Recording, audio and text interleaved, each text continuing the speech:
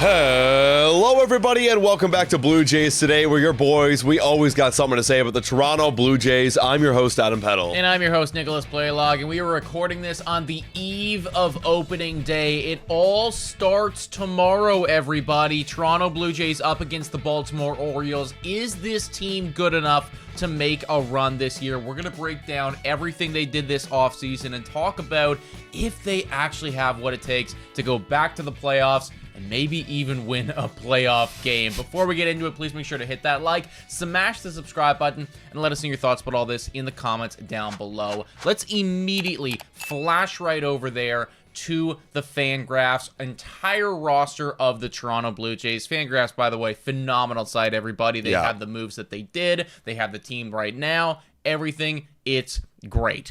Talking about what they brought in and what they lost. Give me a little bit of insight into that. Yeah, so if you're not familiar with the entire offseason, this is a little Cole's Notes version. Who they lost? They lost Jordan Romano, longtime closer of the Toronto Blue Jays. He's over there with the Philadelphia Phillies. Ryan Yarbrough, they brought him, and they brought him back during spring training. Then they lost him again to the New York Yankees. Genesis Cabrera is over there on the Mets. And then Dylan Tate, they actually brought him back, and that starts that conversation. So a lot of guys actually not leaving because, well, they traded away all their one-year guys that were rental pieces to other teams. So they traded them all away at the deadline. But who they brought in is major, everybody. Anthony Santander. They got him from Baltimore Orioles, our division rivals. Big free agent acquisition.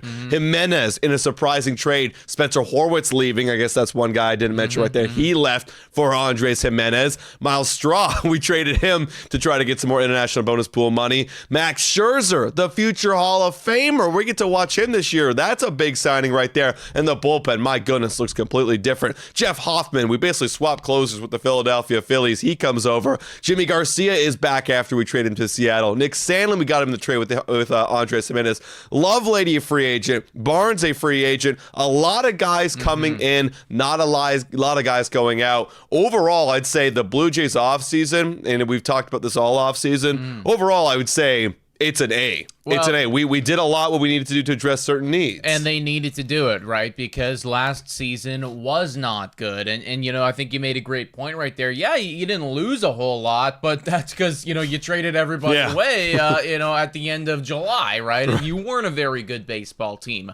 Looking at what they did last year, statistically speaking, on the offensive side of the baseball, it wasn't great, everybody. It really wasn't phenomenal. There was a lot of boring Blue Jays games that we watched last year. They were in the bottom half of the league in terms of OPS there. 17th at a 702 OPS. The power was pretty... Just across the board, everything was like pretty low for the Toronto Blue Jays. They just weren't great at a whole lot of stuff. That is why they brought in Anthony Santander. That is why they brought in Andres Jimenez. Hopefully going to make some type of impact right there. Santander obviously had the 44 home runs last year. That is going to be critical for them, you know, bringing that power back, because you're always hoping that George Springer was going to be that guy.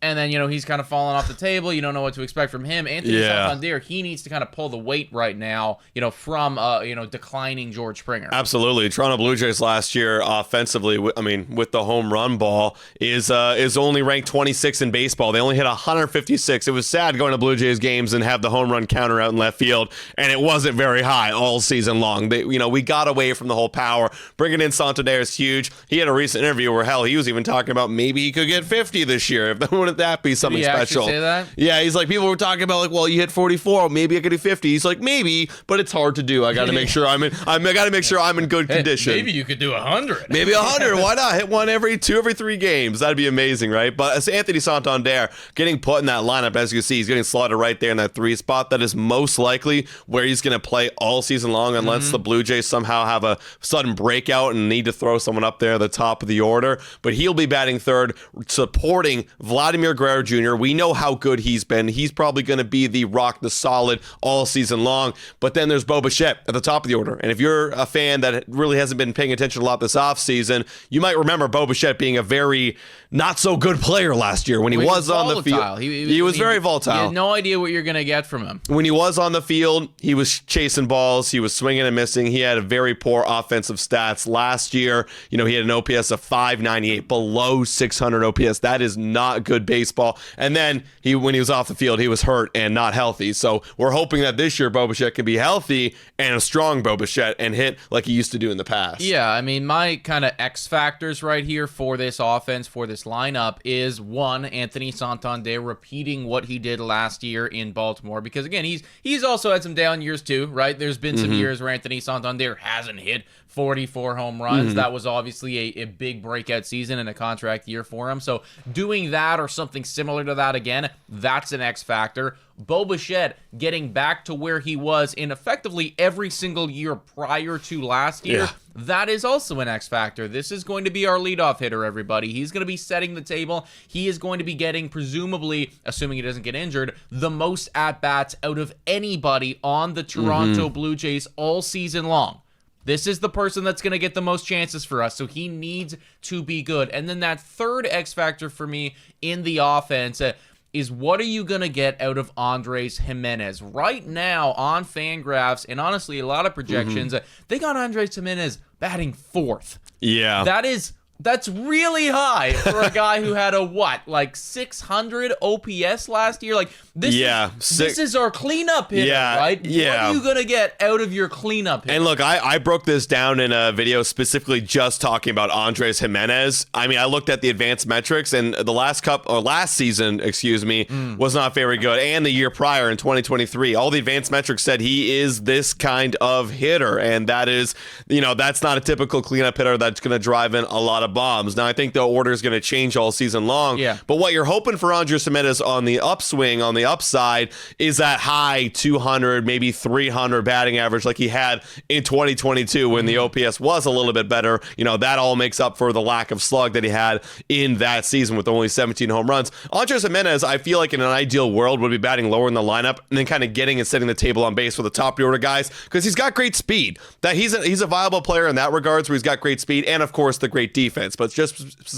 specifically talking about the bat, he's got to be able to hit a high batting average. And if he doesn't, well, the Blue Jays are in a little bit of trouble right now. Yeah, exactly. I mean, you just can't have a guy have a 638 or whatever it was last year OPS, as your cleanup hitter. That's just not good enough. Now, I will say that in my opinion, and we're going to transition to the pitching momentarily, but in my opinion, I do think that the lineup is better. I think that the lineup has upside. You still need to have a couple of these things go your way. You need a couple of these dominoes to fall in the right direction for you. But assuming that you do get some of those X factors, right? If Bo Bichette bounces back, if Santander, does what he did last year, and then if Gimenez can just show a semblance of what he did in 2022, now at the very least you have a top of the order that is threatening. And that's something that I think last year the Toronto Blue Jays just didn't have. You had Guerrero, and that was effectively it, right? Yeah. But if you can get a top of the order that's threatening, I think with the pitching staff that we have, we will be able to compete. And I'll even throw this into the mix right now. You had Alan Rodin make the big league club, and Alan Rodin's going to be a big factor. What can Davis Schneider do? Will Wagner from last year, we saw 100 at-bats for him, and he batted over 300.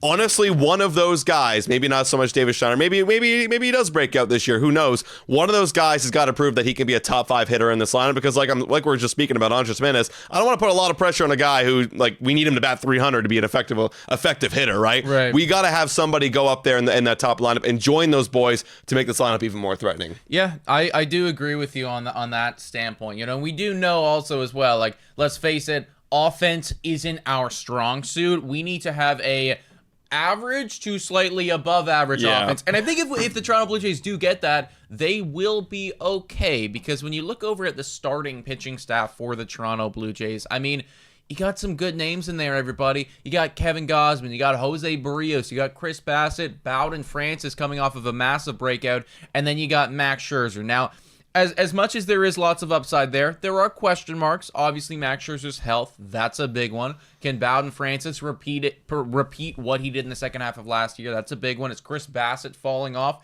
That's a big one. For me, the biggest X factor, though, in this entire rotation is Kevin Gausman getting back to what we have typically known for Kevin Gausman, because last year he started out the year, it wasn't so great, it was kind of behind the 8 ball. As the season went on, he got better and better and better.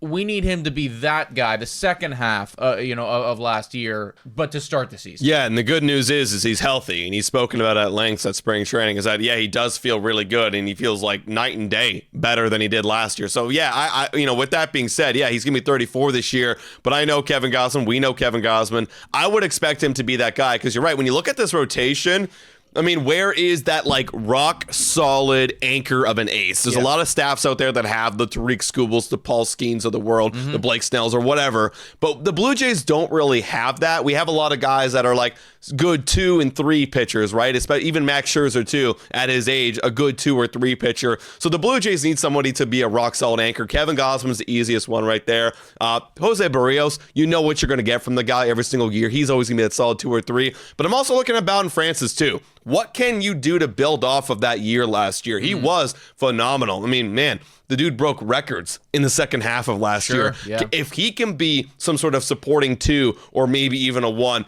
that's what I'm looking at this year. If they could do that, then paired up with that like average to maybe above average offense, this is a winning ball team. Exactly. And they will require, I do still think, a decent amount of weight on that starting rotation. I think they know that walking in. Last year it was all on their shoulders, and obviously it did become too much by the end of things, but I think we're in a better spot right now from the lineup to the rotation, all of it included. Now, the one major wrinkle in all of this is the bullpen, right? Yeah. The bullpen was horrible last year, everybody. We got the stats right here. They were ranked 29th in all of baseball. They were close to the Colorado Rockies down there. That is not somewhere that you want to be. And, you could have 5 Cy Youngs in the rotation, but unless they're going 9 innings a game, it ain't going to matter if your bullpen is horrendous. And they did make a lot of changes in that bullpen this offseason. They did, right? And obviously right here you see no Eric Swanson. He is going to start the year in the IL, which is unfortunate. That's kind of what we saw last year, and look what the season he had. So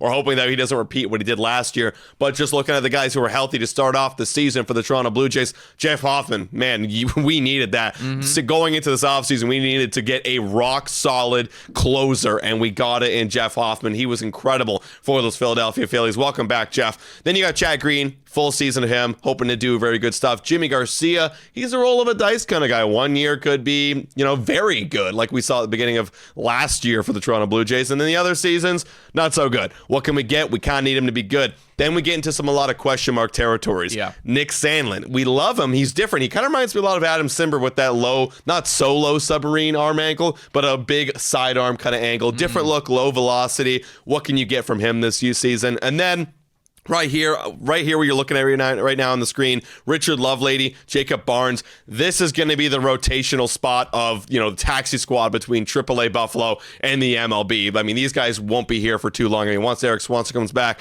one of these guys are going to go. And so that's going to be kind of a cycling spot right there. Brendan Little's a staple. He's a good lefty. Not, I want to say great lefty, but a solid lefty. Oh, he's the best lefty we have on our team right now. He is the best lefty, and that is the problem. We only have 2 lefties. That's another thing. That's another problem, so the Blue Jays going to have to deal with that. But overall, other than the top 3 that kind of give me a little bit of hope, there are a lot of question marks, and we're going to need some people to be solid. Yeah, listen, I think that the bullpen is better, but I also think that the bar was set so low last year that it's hard to be worse, right? Yeah. I think that it's better. I just wonder how much better, because you were 29th in baseball. Okay, fine, you improve, and now you're 23rd. That's still not good enough. You know what I mean? Yeah. So it's we need this bullpen to take strides this year. There needs to be some type of, breakout of some capacity. One guy that we are looking at, kind of an X factor for us, is Yariel Rodriguez. Now, he is slotted to be in that pen. Yeah. Probably going to be the long man, right? So,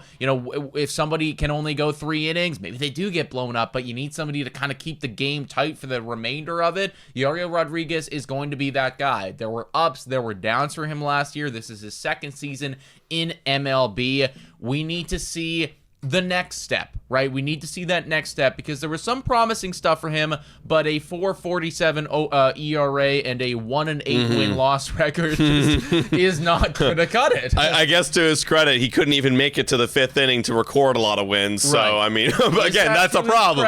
Yeah, I mean, that's a problem. I mean, he had a whole year off, right, that he wasn't pitching any baseball. I mean, probably staying healthy, but not competitive baseball. And then we signed him, so he took a lot of building up. But the way I look at Yari Rodriguez, he's that swingman role. He's that guy who's not a bullpen guy, not a starter. He's right in the middle. Looking at the rotation, like we're kind of saying, all these guys at their old ages need to be healthy. They need to be good. And if anybody isn't one of those things, then in comes Yari Rodriguez. He's the 6th man into this rotation. So he's got to be good to go and fill in right now. The one thing I will say is the depth is looking a lot better for the Blue Jays. You expected Alek Manoah at one point. You got Jake Bloss in there. You got a couple other guys in that mix. So the depth is a little bit better this year. But right there, right out of the gate, Yari Rodriguez, like, he's going to be a very important role that, like, he's just in his own role, right? He's going to be that swingman. So we need him to take the next step, like you said. It's the Swiss Army knife type of role right there. I wouldn't be surprised if by the end of the season, Yari Rodriguez has, 10, 12 starts under his name. Absolutely. And then on top of, a bunch of bullpen appearances, right? So yeah.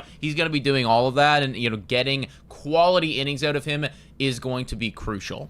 Now, all of this being said, and you guys let us know your thoughts about all this in the comments down below, the question remains, are we buying in on this team? Bo Bichette is, apparently. Him, along with Ross Atkins and Mark Shapiro, they're all in on this squad right now. He came in and he said, I think that we're super talented. I think we have everything we need. I think we have what it takes, or I think what has to go right is we have to bring it every day with championship teams. There's no days taken off. We just have to go out there. We have to play every day. We got to win, and that is it. So, honestly, when he puts it like that, makes me feel like I could go out and bat 300 in MLB, if it's that simple. Where are you at with this Toronto Blue Jays team? Are you buying in? And the line, according to Betway, being 78.5 win total for the Toronto Blue Jays. Are you going over that? Are you going under that? Hey guys, time for a quick shout out to the sponsor of this video. Hit your picks and knock it out of the park with Betway. Scan the QR code down below or click the link in the description to join the action. Available in Ontario only. Must be 19 years older to participate. And guys, please bet responsibly. Now, back to the content. Well, I'll start off with that latter half of the question right there. Yeah, of course I'm going over. I mean, I agree with Bo Bichette. This team is very talented. I think the rest of the MLB is truly forgetting about it, and that's not just my biased opinion. There's a lot of people out there that think that the A's are going to be better than the Toronto Blue Jays this year, and I wholeheartedly disagree with that. Way too much talent on this ball club to be not a winning team or even being competitive this season. And look, speaking of Bo Bichette, a lot of it is going to rely on Bo Bichette, like the guys we brought up, Bo Bichette, Anthony Santander, these core guys. And look, I mean, does it help that Bo Bichette's in a breakout or in a contract year this year?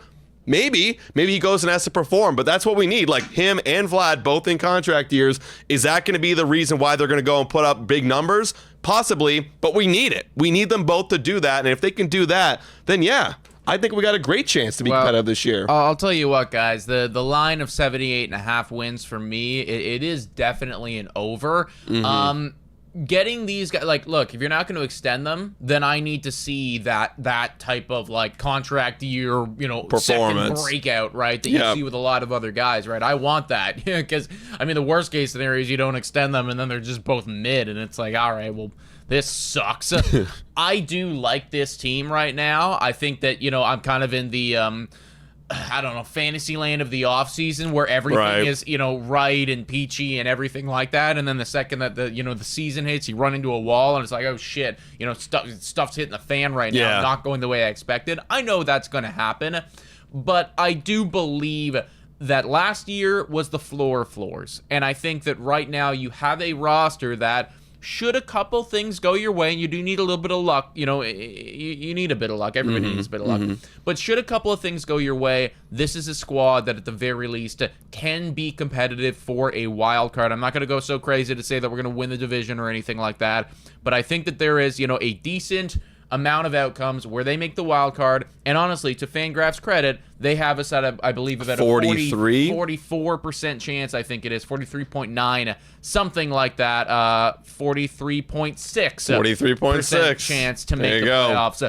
which honestly feels kind of right. A little bit less than half of the time, they make the playoffs. Yeah, and I do agree with that. And the big key for me here is not only those guys like kind of breaking out, but also you're going to have the Blue Jays get out of the gate hot. That's not what happened last year. Last year we were rolling into May under 500. The years prior where we did make playoffs, we were 3, 4, 5, hell, even some of them were like 6 games above 500. We need to be in and around 500. We have a very tough schedule. The hardest part of our schedule is April. That's just the way it is. So we got to be able to leave April 500 or above. If we're not, we're going to be in a very, very similar situation to where we were last year. And especially, too, because Bo and because Vlad are on contract years, if you're, around 500, below 500 come trade deadline, the conversations are going to be rumbling, and that is not somewhere that we want to be. But, folks, let us know your thoughts about all this in the comments down below. Everybody, hit that like, smash that subscribe button. $4 a month, become a YouTube member. Shout out and thank you to all of our current YouTube members. You guys are awesome. Guys, thank you so much for watching. And as always, go Jays, go!